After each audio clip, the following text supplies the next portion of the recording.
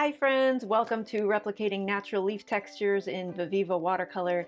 My name is Diane and I'm excited to get started with you. If you need your Viviva Watercolor set and haven't gotten it yet, click the link below to take you directly to their website and you can purchase it there. Or if you'd like to follow along with your own watercolor set, that's also completely fine. Just grab your brushes and your enthusiasm and let's get to it.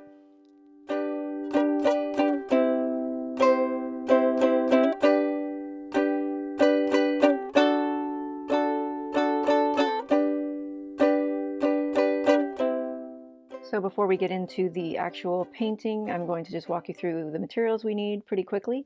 You need some sort of watercolor paper. I have a watercolor sketchbook, but this is apt paper for watercolor, so make sure it's made for watercolor. You will need a towel to dab extra water off on, a brush, your watercolor set. In my case, I'm using Viviva Watercolors, which are very unique. They're not traditional at all. It's like a little booklet. So this is great if you're traveling or just out in the world. It's, lightweight, it's dry. You just put it in your pocket and go. These sheets are pigment, so when you put water on them with the brush, they invigorate into color. And then these little papers between the colors protect them from one another so that they don't mix. And in the back, you have a mixing pad. If you want to mix your colors, you open up this little flap, mix your colors on this little waxy sheet. When you're done, wipe it off, close it up. If you would like to use Viviva Watercolors, absolutely follow along right with me. If not, just use your own watercolor set. And have this reference ready. This is a painting by Alison Cooper, done in 1993. It's called Artichoke Study. It's actually a detail of the painting Artichoke Study, and it's done in watercolor. So you can just internet search this, download and print it out so you have it to copy from, or alternately you can just look at it off your phone or your tablet if you prefer to do that. It's a little easier to match colors or see the colors really well if you have a hard copy printout though. And if you do print it, try to do it on photo paper if you really care about color quality, because your colors will pop more. So with that, we're going to get started. If you are using Viviva Watercolors and the pen that comes with the set, brush that comes with the set, you will have done this before. If not, just unscrew the top so it splits into two. Oh, sorry, you need water too, of course. Unscrew the top and squeeze the air out of the pen body, brush body. I keep calling it a pen, sorry. And then turn it upside down and just suck some water into the pen. Turn it back right side up and squeeze again just to get the excess air out, and then suck more up until you feel like you have enough, and you can always get more as you need it. And then just screw the top back on completely and your brush is ready to go. We're only going to do one leaf of this artichoke as an example of how to do natural leaf textures in watercolor. So we're going to draw it lightly on our paper. Just do the best you can. We're not going to make it very specific, but I'm going to be copying this leaf right here. So I'm just going to kind of try to copy that approximate shape. It looks like it does this little joggy thing at the top. It's got this little dip in it. And then the right side is thicker than the left. It comes down. I'm going to ignore the shape in front of it and just kind of cut down something like this and like that. So that's good enough. Actually, there is this little yellow nib thing that I do want to have in there, so I'm going to put that in the thorn.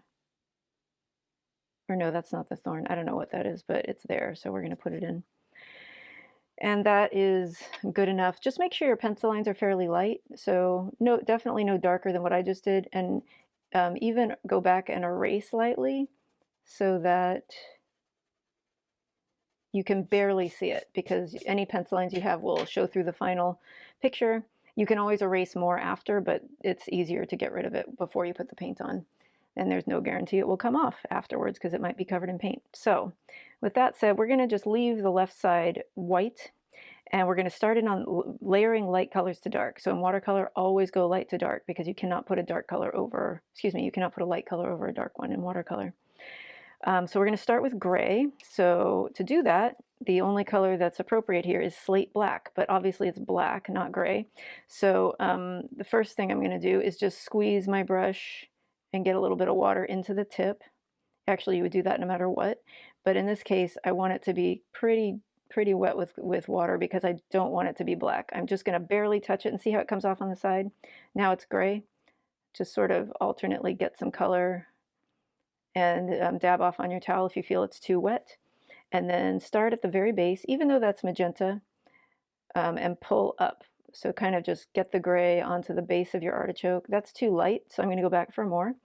But it's much better to start out too light and add more than start out too dark and have to try to battle that. There we go. So now I've got this area wet and I put some black into it and it's turning gray beautifully. And I'm just going to guide it up.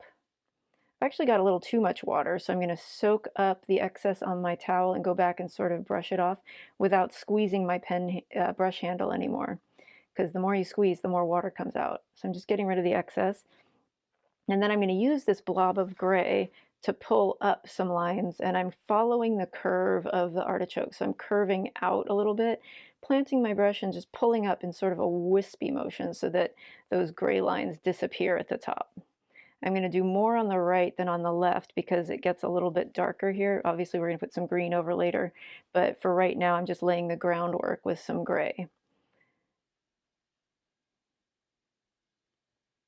So the right side will be pretty much all gray, just very light as a base coat.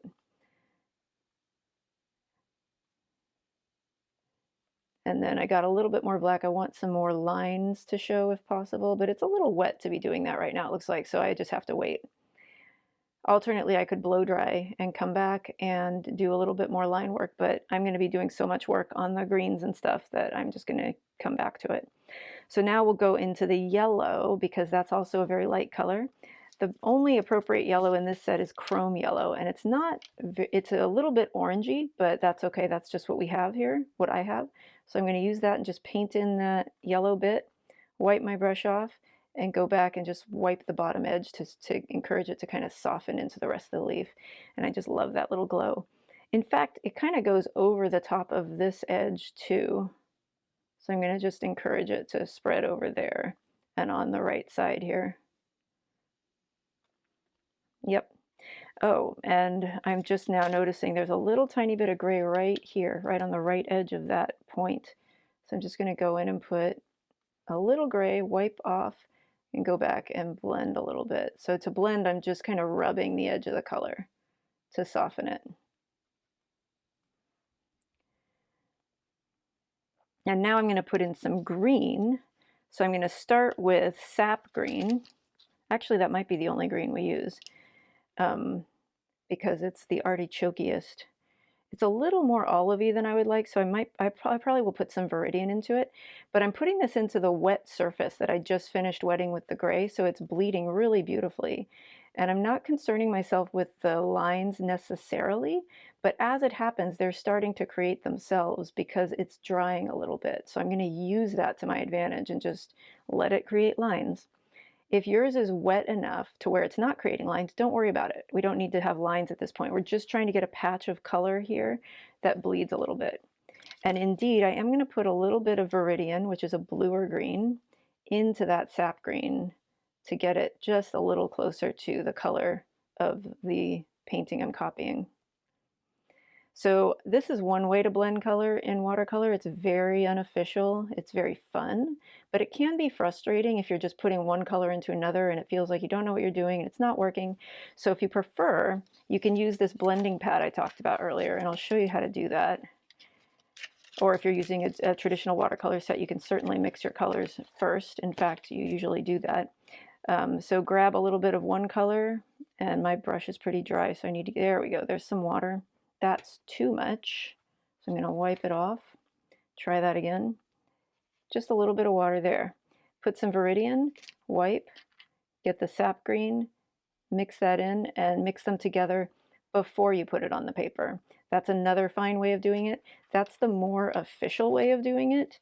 This is just a really fun, flirty class, so you know, you can follow along with me, or you can mix your colors first as you prefer. So before I move on to anything else, I'm going to put the magenta in at the bottom. And this is probably fairly dry now, so it's not going to bleed a whole bunch. Boy, that's beautiful. But I am going to make sure and kind of encourage it in the direction of the lines I want to happen here. Wipe the brush. And then we'll go back and put a little bit of violet over it. And the violet looks green, but when you wet it, it turns purple. It's amazing. I really don't know how they do that, but it's very entertaining. And the magenta is dominant here. I'm just using the purple to make it a little less pink and a more purpley. And I don't really like the direction I just did with those lines, so I'm going to squeeze some water out of my brush to clean the tip a little bit, wipe it on the towel, and go back and just kind of dab at the tips of those lines to make them a little softer, a little less noticeable, and then I'm going to really pull them up into the rest of the artichoke so that they blend. Artichoke leaf. So at this point, I'm going to stop, pause the video, blow dry. You do the same thing if you have a blow dryer. If you do not have a blow dryer, just let it air dry and come back when it's completely, totally, utterly dry, and we'll continue on with some more details. Welcome back. Make sure your picture is totally dry. You can do this just by feeling it, kind of dab around. If it feels even the least bit damp, go back and dry again or wait longer for it to dry. But when it's completely dry, we can continue. You'll also see when I blow dried, you can kind of see this edge form that may or may not have happened to you. But if that ever does happen, don't worry about it. Watercolor, this is the letting it have its own mind part of watercolor, and it does have its own mind. And you kind of have to just learn to roll with it, like any unexpected event in life. But you can also use that to your advantage. I did that on purpose because I wanted that color, like I saw that it was drippy and I angled the dryer towards it so that it would blow up. If I had blown down, then that dark green would have blown into my magenta, which I didn't want. So you can actually make blow drying part of your art, which is very exciting. So now I'm going to go back and do some more lines. So just with a damp brush, make sure it's not sopping wet. So squeeze a little water out and then really wipe it off. Get a little bit of color, just a little bit on the tip of your brush, and start pulling up some lines kind of in the center where you see them with the black, or if you have a different set, if you have gray, or maybe you've mixed a gray. Something like that. Not a whole lot. It's just a suggestion of lines as it is here. And then I'm going to do the same thing with the magenta and the purple. Just a few little lines. And those are going to mix with the gray now. Go to get the violet and put that into those magenta lines.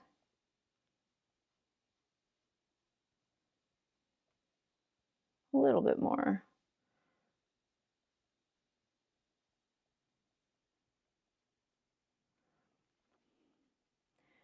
And then let's see. I'm going to go get some more green and darken the green and put a little bit of line texture into the greens as well. So I'll start again with the sap green since it's the lighter one.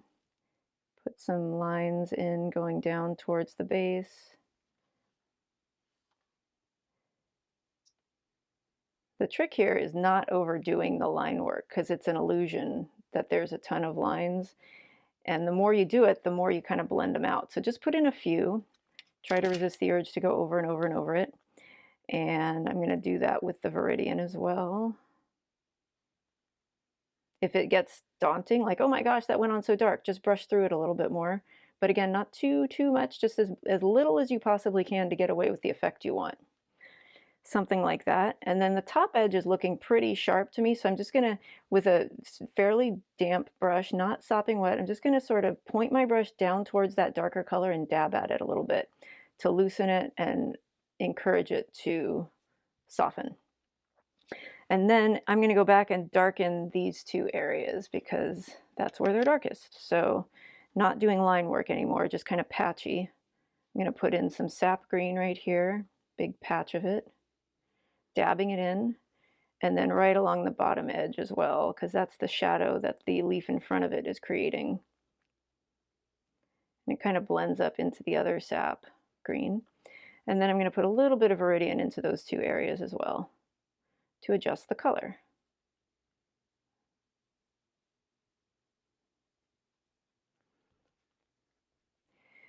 I'm getting another hard edge right here as the watercolor is settling, so I'm going to go back and wipe it to encourage it to soften. And then at the very end, there's this little hint of orangey brown kind of around the top edge of those points. So I'm going to go and get some burnt umber. Now in this set, in Viviva, burnt umber is a very orangey color. In most other paints and colors I've worked with, burnt umber is always very kind of a grayish brown, so this is unusually named, but as long as you know your set and know your colors, then you just use them for what they are. So I'm kind of putting dabs of orangey brown into the two areas where it's most obvious, and then I'm going to use it to sort of very lightly and gently outline this leaf just by kind of very lightly brushing back and forth around the edge to get it a little soft. And I guess there's a little bit at the tip of this yellow thing too. And then I'm going to wipe the excess off my brush and go back and dab at those two big chunks a little bit. Just kind of soften as you need to. And there we go. So you can mess with this as much as you would like, over mess with it, make mistakes, see what happens when you overdo something, and then try it again if you'd like, or not, leave it. If you're happy with it, then good show and more power to you. Thank you so much for joining me today on this short class. If you enjoyed it, please subscribe to the channel because there's a lot more on the channel and there will be more added, a lot more as we go. Also, please rate and review the class if you would be so kind, because it helps others to find the class and helps me to understand how to teach better, which is always a goal of mine. So thank you again so much for your beauty and your attention and your focus and your desire to learn. And I wish you a beautiful rest of your day.